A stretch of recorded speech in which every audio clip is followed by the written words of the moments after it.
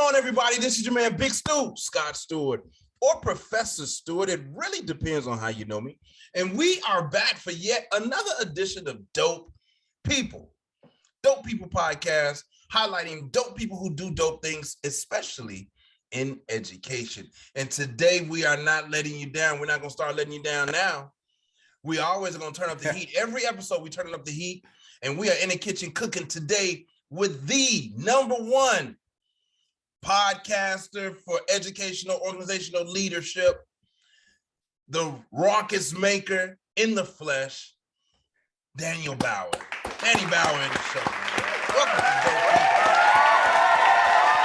I know you was Big Stu, so this is an honor. I love being able to spend time with you. You've been on my podcast, and thank you for giving it a shout out. But this is amazing. So thank you for inviting me here. And if I could share a real quick professional win, I saw a friend posting about his podcast recently. I said, well, where'd you get that information? And he told me this application called Listen Notes in Stu. So I looked up my show on Listen Notes. Would you believe that the Better Leaders, Better Schools podcast, I found this out 2 days ago, is in the 0.05% of top podcasts worldwide? That's almost 3 million shows in the world. And that's where we rank. And it's like, I can't. You knew me back then. You know what I mean? Like, how could that have happened? Amazing. You have one of the top podcasts for educators and educational leadership. It's true. You're the GOAT, man. I don't even want to compare. Matter of fact, let me keep on. Look. Danny, and I call him Danny. And I think sometimes he likes being called Danny. His name, Daniel Bauer. I do. You like being called Danny? Okay. Danny's the number one. If you're in the inner circle, right, and we have a relationship, Danny is the preferred name for sure. Okay, so let me introduce you first, and then people have to earn that Danny title. But Daniel is an unorthodox raucous maker who has mentored thousands of school leaders. I'm one of them.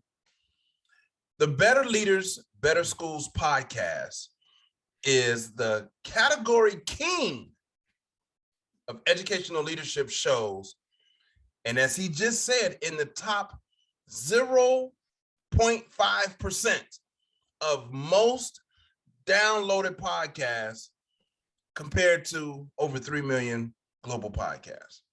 His latest book, Mastermind, Unlocking Talent Within Every School Leader, I own a copy, is a book that reimagines what professional development for school administrators looks like. And in order to meet the needs of all school leaders who currently feel isolated and overwhelmed. Daniel Bauer, again. Welcome. Thank you, Stu. Thank you for having me. Hey, listen. We're going to have a nice, meaningful conversation here. There are a lot of people out there that purport to be educational consultants and that they know how to help school leaders. So I just want to put a pin in that right there. Before we go on, as your professional self, let's figure out who you are. Let's try to help the people understand who you are through another round of this or that Dope People edition. Are you down for that, Danny? I'm down. I'm here. I'm ready. All right. He's ready. Here we go. We're just going to jump right in. You know how this or that goes, so no need to give you long drawn out instructions. Here we go. Talk or listen? Listen. You got 2 ears, 1 mouth. Read or write? Ooh, that's a tough one for me, Big Stu. Oh, as an major English teacher, I'll tell you what, currently, I'm doing more writing than reading. Here's why. What a tool to clarify your thinking, what you're about, your values, your mission, how you serve, and the results you create. There's no better way to process that. And I have coaches, right? And that's an important thing too. But writing stuff down, teaching it, doing your work in public is the best way to crystallize what you're all about. Mm. That's you just kicking off jewels is just from the start, huh? Out the gate, just bringing jewels. I see you, Danny. Okay. Markers or crayons? Crayons for sure. Listen, Yeah. that just reminds me of back in the day. All right. Right, So right. there's something to that. Superman or Spider-Man? Spider-Man. Spider-Man or Easily. Batman? Spider-Man, hands down. Wow. That's my guy. Wow. Okay. Big Stu, did you know that my first job, because I know you're gonna ask about my background, but my first job at 11 years old was at Fat Dutchie's comic book shop. No. Chuck, the owner, had this kid, little Danny, that was there literally every day, looking at the figurines, looking at the cards, right? Looking at the comics. And I was there every day for hours. Just like, what is this kid doing? Wow. So eventually Chuck says, hey, do you want a job? Right. And I said, yeah, of course. Why not? He would pay me $20 a week. He would give me as many comics as I could read. He would also feed me lunch too. I did it during school after hours. And then I'm talking about the summer when I got lunch and the weekends. And what I would do is count inventory for him. So as a businessman, he could forecast how many comics he should order 3 months out, right? And still run a profitable business. But I bring that up because that's where I fell in love with reading. And I saw myself in the comic books. And that's why Spider-Man's my guy, because I just found him the most relatable, right? And so that's the story. Wow. Wow, that's heavy. That's dope. That's dope. That has purpose and passion written all over that at such a young age. And because you were purposeful and passionate about it, you did it at a level and it turned into providing a value to what's his name? Chuck? The owner? Chuck, that's right. It provided a value because you're so into it. You don't even want to leave the space. So you're always looking at it from, how do I enhance this experience? Hey man, you're low on your Marvels. You're low on this title. You need to get some, because you're in it. And that kind of leads me into kind of what this is all about when I bring on folks like yourself, when I bring you here. So thank you for giving us that piece of background about Spider-Man and your relationship with Spider-Man. A few more of these, and then we're going to get into our conversation. All right. All right. Pancakes or waffles? Waffles. I lived in Belgium. Come on. Okay. Belgian waffles. Text or call? Text. Library or museum? Museum. Love. I got my own library here. Okay, you got your own library there. Love or money? Love, hands down. This one I think I know the answer to. Book or movie? Book. Fire or ice, Danny? Fire, ice. Fire. I see that they want volunteer firemen that in my town, and I'm considering that. Really? Yeah. Okay. Just help out. I don't know. Yeah. Pen or pencil? Pencil. I love to draw. Back to comics. Sour or sweet? Sweet. Teachers or principals? Principals. That's who I serve. Teachers or parents? I do teachers then. All right.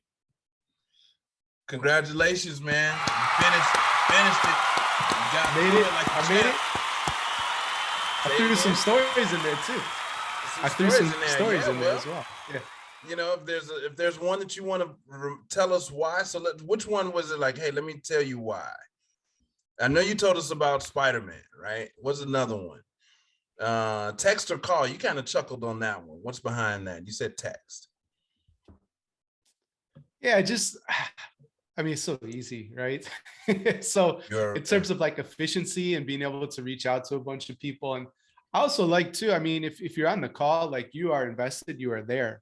But it's nice that you can communicate that you care about people, check in on them, send that text. You don't have to be there for the conversation. You can always come back, and keep it moving along. But that's something I like to do, and I don't know if we'll talk about getting stuff done and the way I look at productivity and that kind of stuff. We could dig into any topic that'll serve your audience, the dope people. But something that I think about, little like dominoes almost, that you can get into motion, to start projects and get things moving in the right direction. And text allows that, right? The call, you're there, you're stuck. And if you're going to be present and an active listener, you shouldn't be doing other things, right? And so with text, you can start that momentum, but then you can move on to what I call like deep work and do some type of projects and that kind of thing. so I definitely hear more than what I bargained for in this edition, in this conversation, in this episode, and I'm going to go with the flow. So first, okay, I'm going to come back to that because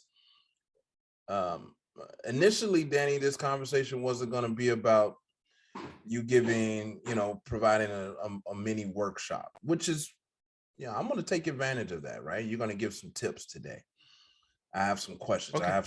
I know some needs of some of my principals and school superintendents that I work with, and I want to hear your 2 cents about it. But Great. before we get into that, Danny, where you from, man? Tell us where you from and what kind of student you were in 6th, 7th, 8th grade. Man, bringing me back. So that's why I'm working in Fat Dutchie's comic book shop. But I was born Arlington Heights, Illinois. Grew up in Palatine, so that's a northwest suburb of the city of Chicago, and that's where I was born and raised. Sixth grade through 8th, I'm at a parochial Catholic school, St. Thomas of Villanova, and then I go into the world of public education in high school, Palatine High School. So that's the context. I think you asked also what kind of student I was. Was that right? Yeah, like so as in sixth grade, like, yeah, man. I tell this, my story is, man, I hated school. I loved being at school, socializing, but I wasn't the best student. I get to school in the morning, and the only thing I'm thinking about is 3:00, right? I didn't have the best grades. Yeah. But it had nothing to do with my intelligence. So what kind of student were you? Right. 6th grade, middle school going into high school. Honestly, so like I would also look at that clock, right? And like 3:25, 3:15, 3:25, 3:30, schools tend to end at this similar time. Couldn't wait for that to happen. But I did perform well, and jump through the hoops, get good grades. I think what clicked in my mind, at least in school and also at home, is if I got my stuff done, adults would leave me alone. So if I was doing well in the class, teachers didn't bother me. And you see somebody misbehaving or whatever, and they're giving them attention. And then I could get into my comic book world and imagination, you know what I mean, and that kind of stuff. And then back at home, raised by a single mom. And so I was in charge of myself and my younger sister, which one of the things I've learned about myself, that's why I don't like to micromanage people, because I had to make sure my sister was doing her work and taking care of stuff that she had to do since she was younger than me when we got home from school, because mom wasn't there. It was just us kids, even when we were young. So long story short, I learned if I could get my stuff done quickly, then I could be into the comic books or outside playing and riding my GT dyno bicycle, right? around the creeks and that kind of stuff.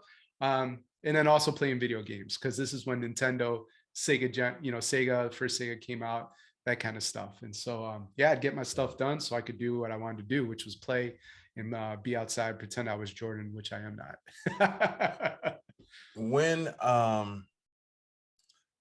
When did you realize, Danny, that you wanted to get into education? Or like, when did you when did you realize that education was your purpose? Gotcha. So that'd probably be like sophomore, junior year of high school. The story there. So like I said, raised by a single mom. My dad was not in the picture at that time, and my best friend Johnny Brogan lived kitty corner from me, and his father, right, Jack Brogan, Mr. Brogan, uh, really was a mentor, a father figure, right, in that time of my life. And I saw the Brogan family as the ideal, the epitome, the image of success, right? Johnny's dad, Mr. Brogan, worked at the Chicago Mercantile Exchange, trading stocks and bonds. And so they were an affluent family, right?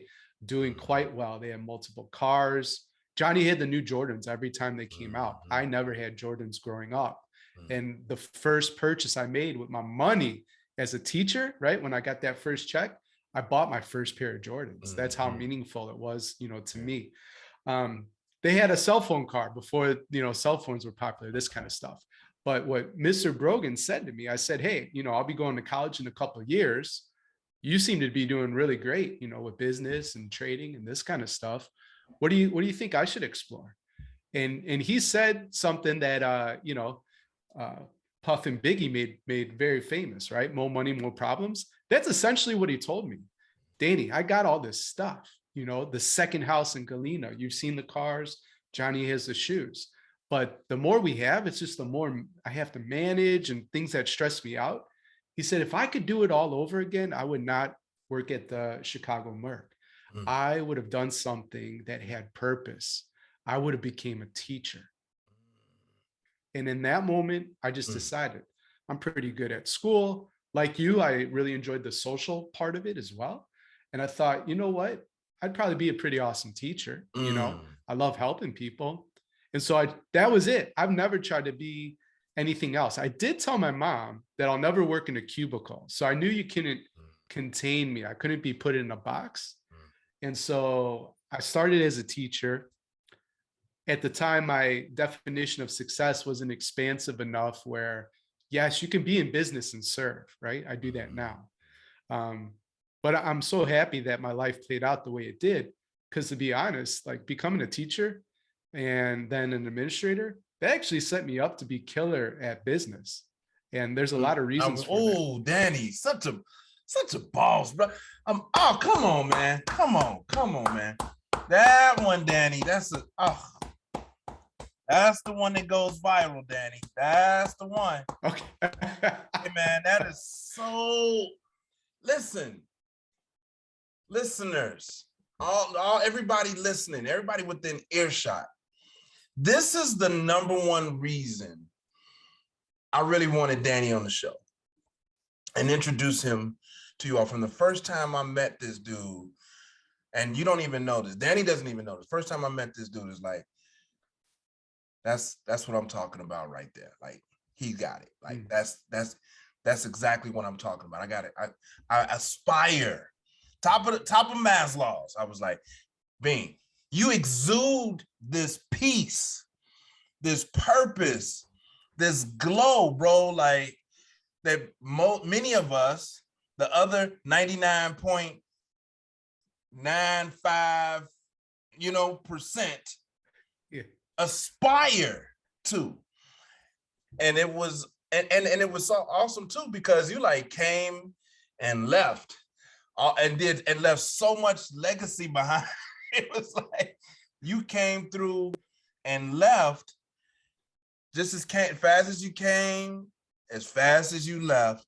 But the environment, the educational environment, the teachers, the school culture was just way better because of Daniel Bauer. And it was a fact. And anybody who tried to like not acknowledge that or minimize it or take credit for it, in my mind, it was like, there's only one reason of all the people. And you were not, were you the AP when we met at Brooks? When you came in, you weren't the AP. No. I was teaching two classes and then doing an instructional coaching. Yes. Like you're not even one of the AP. You're not a principal. You're not one of the deans. You were a teacher. And then on the side, you kind of did this thing. I'm telling you, as fast as you came, you left. And I was like, this Danny's work. How you talk to everybody, how you just got along with everybody. It seemed, right? How you fought, man. Like how you dealt with, I'm super emotional. I'm super passionate, bro. I'm super emotional. And how you had this level of calmness in those tumultuous spaces. Like I'll fly off at the lip, but you had this, you have this, you embody this knowing, this being, while we're becoming your being. So that's me bigging you up, man. You are officially dope stamped. Danny, you are you dope. You're one of the best in education. You are one of the best in education.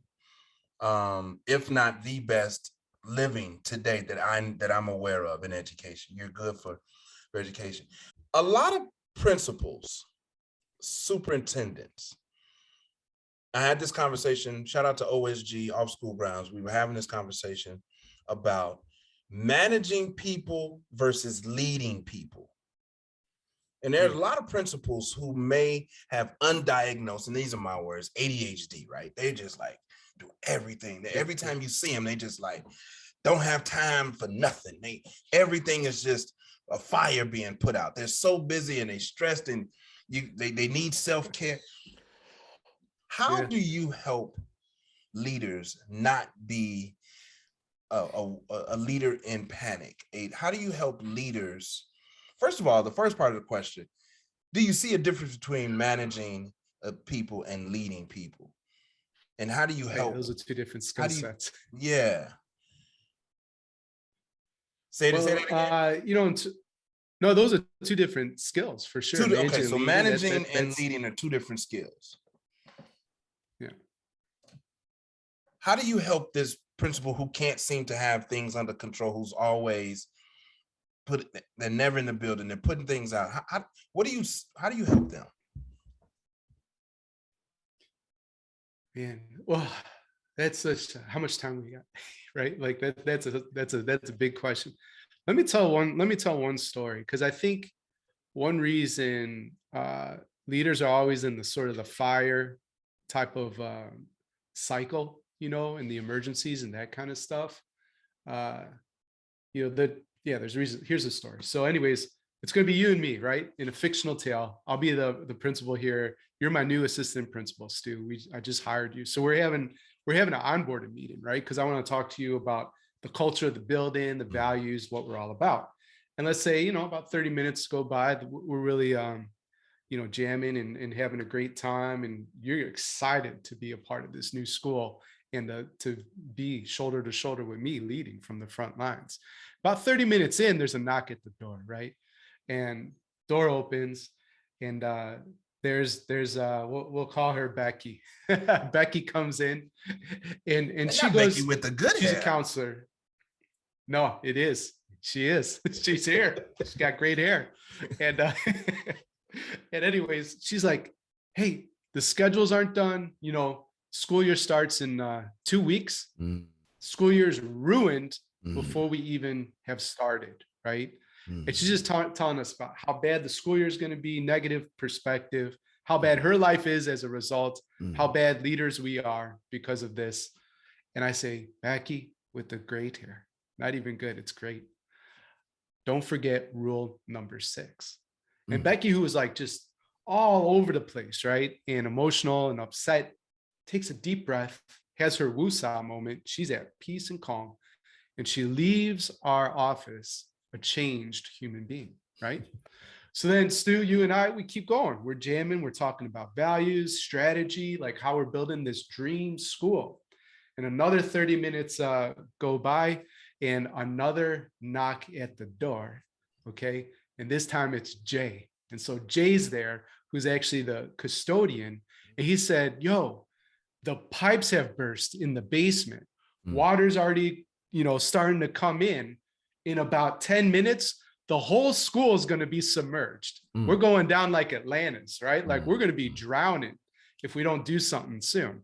And I'm thinking that's probably not the case, right? I'm sure there's a solution there. And so I say, Jay, listen, don't forget rule number 6. Mm. Mr. Bauer. He takes his breath, has his woosah moment. He's calm and he leaves a changed human being. Then you and me, because you're new to the team, we still got more, going over protocols and the handbook and this kind of stuff. And you're really feeling it. But in the back of your mind, Stu, you're like, what the heck is this rule number 6, right? And so you say, Danny, what's rule number 6? I've seen Becky, I've seen Jay come in and they changed, this transformed human being. What's rule number 6? And I tell you, Stu, rule number 6 is quite easy. Don't take yourself so damn seriously. That's the rule. And then you go, okay, I get that. That's heavy. Like, okay, let me process. What's rules 1 through 5? Stu, there's no other rules. That's the only one. That's the only classic, classic. Yeah. Yeah. So I think, management, leadership, emergencies, all this kind of stuff. Like, here's the thing. The work is serious. The results we create in the future and the doors we open for our kids, that's serious. But within it, you don't have to take yourself so seriously. And I think leaders get so busy that it's very possible because of the routines and almost getting into automatic, you forget what's going on in the moment. And then all of a sudden, you're not as effective as you could be. So hopefully that's making sense. No, that makes real good sense, man. And I appreciate that. So it's very useful to all of everybody listening, and in any part of your life, in any area of your life, I think, where you're feeling overwhelmed.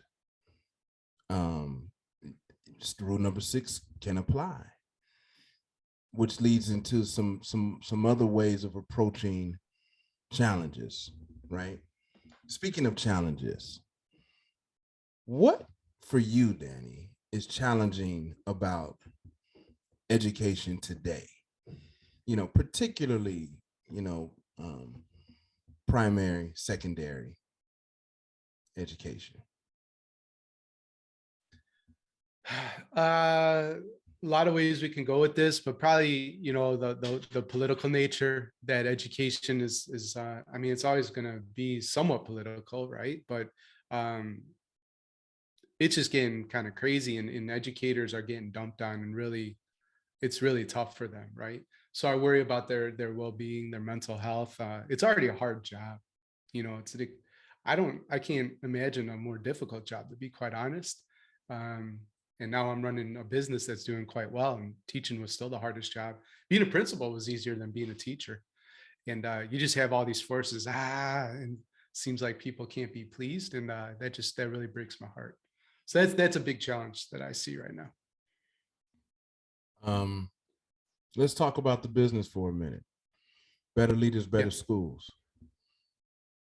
Why is better leaders, better school the only training that leaders need?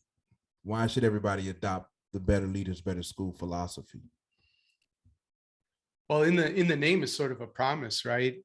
If you have better leaders, you have better schools. And the motto that I have is everybody wins when Stu gets better, right? So when you get better, the whole community is lifted up. JFK said a rising tide lifts all boats, right? This is the same idea. And so by investing in ourselves, increasing our capacity, and really honing our craft, everybody gets better. That's what I'm passionate about. And it makes a lot of sense. I work with a ton of leaders, right? Yeah. But you don't have to necessarily work with me. The point is to get connected. Like, in the way we offer and support school leaders, one, there's like coaching, and then there's this mastermind community model. And like I said, I'd love it if people from the Dope People's podcast potentially join. But the point is this: maybe we're for you, maybe not. I'm totally okay with that. Get connected somewhere. Get yourself a coach, get yourself a community, because what our community is built on is this model I've created. It's called the ABCs of powerful professional development. And I think it is so transformative. Listen, Corwin published my book. Would you know that the National Superintendents Association they saw the book and we didn't even pitch them. They just said, hey, we want in, we're co-publishing this because what you're doing for school leaders is that innovative, right? And so the point of the ABCs, you have authenticity, you have belonging, and you have challenge. And when you really weave in those three components and integrate them deeply, everybody's lives transform for the better, for sure. Man, it's dope, Danny, man. That's what I see. That's what I see. Now, I did buy the book, and this or that, it was read or write. I'm writing all day. I'm listening. I'm not reading. I'm listening. And I'm trying to read a book right now, and I get 20 minutes at a time. I don't like that. I'm an audible. I'm an audio learner. Yep. But you've helped hundreds, thousands of people, but you've turned out some really good success stories. Like people, you are the truth. What's working for you, Danny, in education today? Like, what's exciting you? What's keeping you excited? Whether it's, running better leaders, better schools. What's working for you? What are you excited about in education? Yeah, I mean, I hope that doesn't come across and sound self-serving, but I'm very singularly focused. You know what I mean? Yeah. Like, there is a you just you poked the bear. You poked the bear, Danny. All right, here we are. Okay, all right. I own my own business. I'm in it. I'm in the business of education. I'm very clear about it. Very, very clear about it. I work with students. You work with teachers. You're very committed to education, and you're in the business of education. At OSG, for example, all these leaders, all these they write books. I just showed you a book from Dr. Akbar Cook. He's been on Ellen. He's been on Survive. These are educational leaders who are bringing it back to their doorsteps. So let's be honest here. Part of what's even dope people is, hey, you educators out there, hey, you people, monetize yourself, right? You got something that's good that can help somebody. There's nothing wrong with monetizing that. Danny, there's no reason to be, and I hope nobody's out there trying to make anybody who is in the business of education feel bad about it, right? Kaplan's been doing it, Sylvan does it. Stop it, right? So continue, Danny. So you're in the business of education. You're not a principal. You're not an AP. You're not a network chief. What's working for you in education? You're an authority to speak on this. What's dope about education for you today? Yeah, it is serving my clients because it gives me a lot of hope and optimism for the future of education, right? And the thing that's, the most fun is that, listen, these people have raised their hand, they've enrolled themselves in my program, and nobody's forcing them to be there. So they're already at a high level because they're open and hungry. You know what I mean? And now it's fertile soil that I can plant in, and I see the results, And there's countless stories of APs that become principals that become assistant soups, and then soups. Like, that's what we do.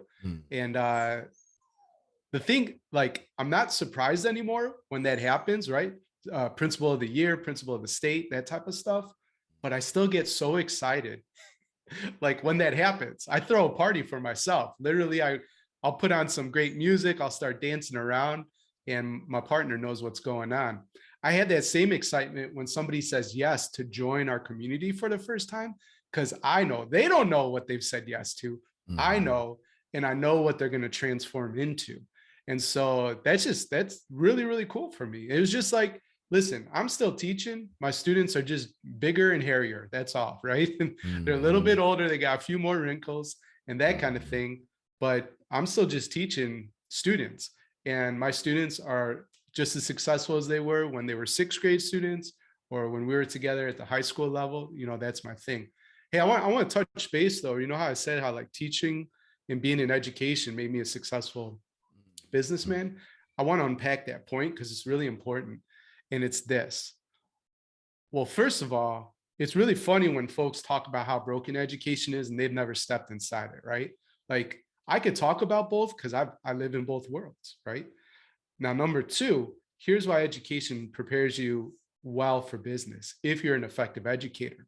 Give me any other industry where you got to stand in front of 150 human beings on a daily and convince them what you've got is something that they need, right? Which is what you're teaching that day. There's no other job that's like that. And that, learning to build relationships, learning to inspire through story, seeing and hearing the human beings that are in front of me, you know what I mean? And connecting with them. And like the OSG people, like doing whatever it takes off the school grounds, right? To connect and to teach and to open doors. That has all translated to running better leaders, better schools, and why it's been such a success. Easily, hands down, that's why. Exactly. That's spot on, brother. Spot on, brother. Spot on, man. So give us your snapshot, and this is our final piece. What is the future of education? Again, I'm in my conversations. I know your education. I'm 6th through 12th grade. Dope people, we're that 6th through 12th grade market. What does the future of 6th through 12th grade education look like for you and going forward? It's the future. What I dream about is an even more personalized experience. I dream about, I think there needs to be a place to gather for sure, right? Absolutely. And for many of our communities too, this is a place that is safe and warm and has food, and provides things too that sometimes our kiddos lack. But I dream of a school that's actually the world versus a building, and fostering stronger, more transformational relationships with actual organizations outside the school where kids are solving real world problems, working on projects, starting little businesses, and just seeing how the world works, right? Like getting in it a lot quicker and removing itself from the standardized tests, the rote memorization, stuff that is just not helpful these days, right? Yeah. Man, super dope, man. I appreciate you sharing that. Really just relishing in the fact that I'm sitting here being able to have this level of conversation with you to share, right? And to introduce you to so many people. Is there anything that you would like people who probably maybe have never heard you before? What are you saying to them? Because I do, and I am saying, as I'm introduce you to the folks over here at Dope People, I'm saying this is somebody y'all should be listening to. Like, he's the wave. He is the conscious, the single-minded guy that we should be practicing off of, is this cat, Daniel Bauer. Soon to be, I'm sure, Dr. Bauer. Are you Dr. Bauer? You're not Dr. Bauer, are you? Mm-mm. Okay. No, I always aspired to be. You will be. Look, the one thing we're both, and I'm putting this is being recorded. This is making the episode. We're both going to receive our honorary doctorates at multiple institutions for this work. I actually believe that. And here's why it's important you said honorary, because I'm actually not going to go into a program. I'm not about to do and jump through the hoops. I'm not about to do that. So I'm not about to do that. I agree with you. No way. But here's the thing, like when you show up and you consistently create value and create results, that's where the honorary stuff comes from, because people see and they're like, you're out there doing the work that we teach here. Hey, look, you know what I mean? So it is gave me, I wish I had the, and maybe I need to create my, and we are doing this right now. And we create our own community. So in this community, we're giving you this honor now in our community. If we could call it, we're calling you dope in our educational community. You go. This is Danny. He's dope. He's the highest honor you can achieve with us at this moment. But at the university level, yours is coming from Stanford, Howard. Some of these, all kinds of institutions are going to want to attach to what we're doing today, 20 years before they catch up with it, 10 years before they catch up to it. I speak that. So what would you say to folks who are hearing you for the very first time, anything that they should be practicing, any just words of wisdom, what you have? For me, it's keep making a ruckus, right? That's my thing. I call my community ruckus makers. You got the dope people. And what it means to make a ruckus is just to be a out of the box leader, making positive change happen in education. And so we need you. We need you to push against the grain and to dream big dreams. And when people say there's no way it's possible, make it happen. Because when I had a dream for BLBS, literally my friends and family, even, I showed them my journal and they said, that'll never work. Well, look at me now. So you can do it. Absolutely. Yeah, man. I appreciate that.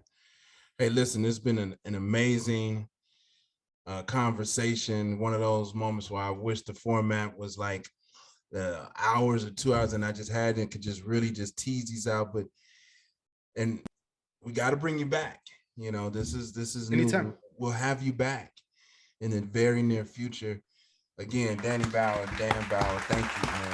BLBS, Better Leaders, Better Schools.